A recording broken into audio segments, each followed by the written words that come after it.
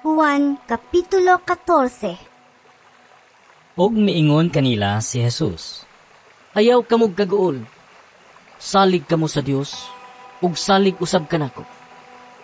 Sa balay sa akong amahan, adunay daghang mga lawak, ug moadto ako aron pag-andam og dapit alang kaninyo.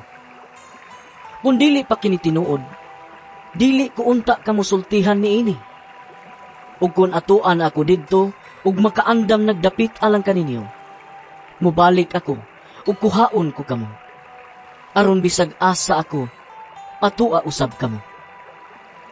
Nahibalo kamo sa dalan, paingon sa dapit nga akong adtuan. Apan si Tomas miingon kaniya, Ginoo, wala kami mahibalo kung asa ka paingon.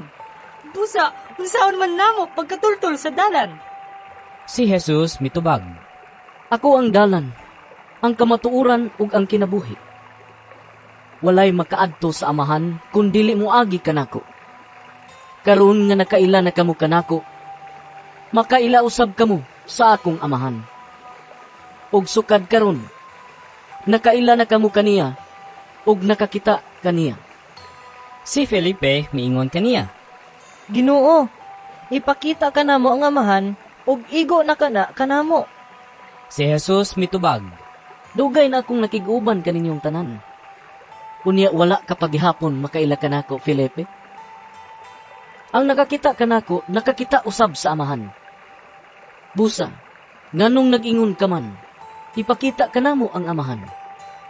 Wala ka ba mo tuo, Felipe, nga ako anaa sa amahan, ug ang amahan ania kanako?